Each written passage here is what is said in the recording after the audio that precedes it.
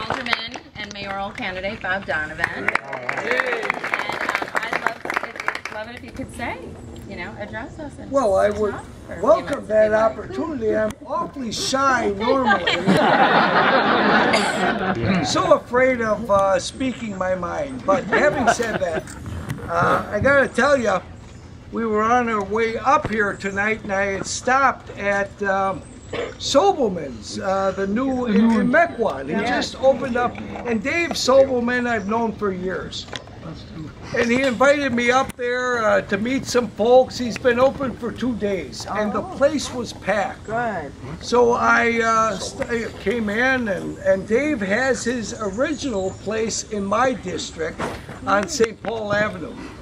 So I had stopped in and was going to talk to these folks, and I went to button my coat, just appropriately to address myself. And I popped my button. And the frustrating thing was I wasn't even talking about the mayor. So, having said that, I appreciate the opportunity to say a few words to you folks. I don't have to go into a lot of issues impacting Milwaukee. I'm sure you're well aware of them. But just by way of background, born and raised in the city of Milwaukee, love this community, have always loved Milwaukee, married, 5 children. One of them happens to be a Milwaukee police officer. Proud of all my kids, but most especially what she has to go through on a daily basis.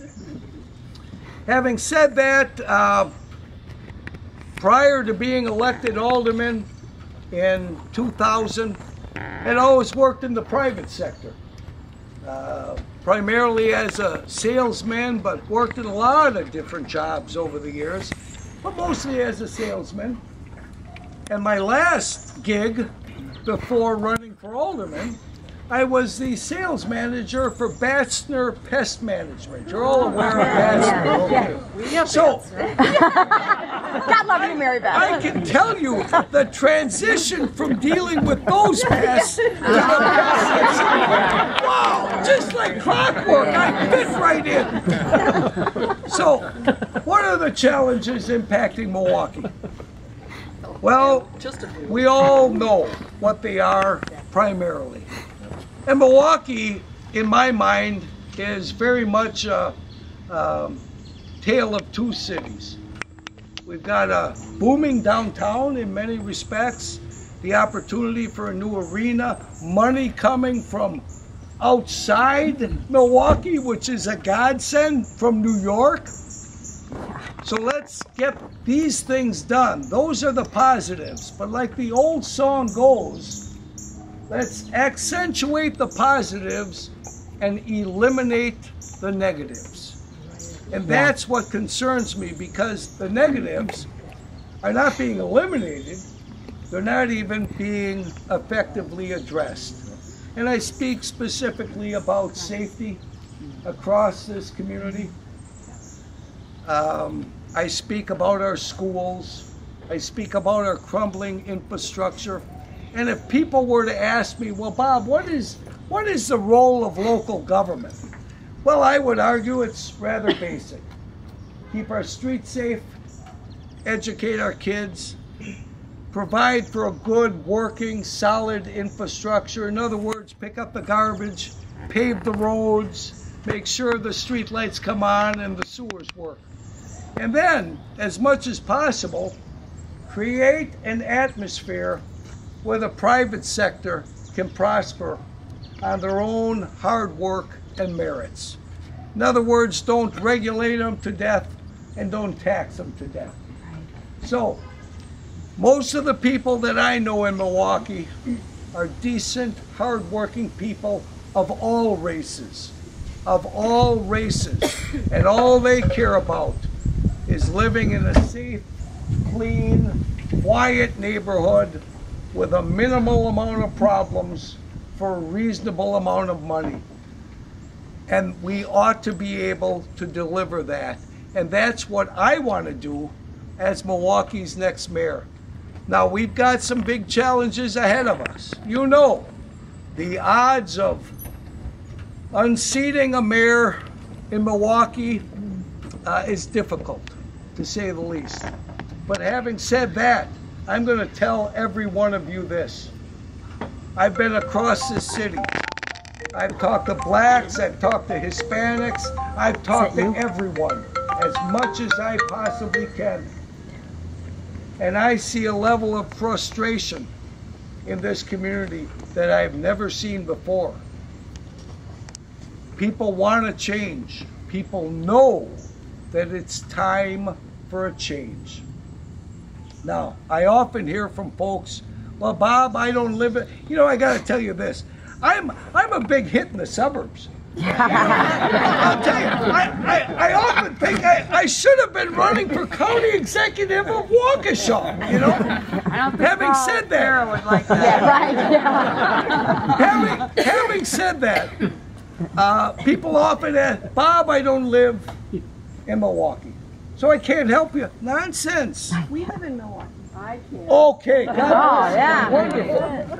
But people who don't live in Milwaukee say, Bob, there's nothing I can do. I can't help you. I don't live. I can't vote for you. Well, I will say this. There's a lot you can do, even though you may not be able to vote. And judging from the voting patterns, we may be able to work something out. Having said that, you can, every one of you has friends. Every one of you gets on social media, and they get on social media.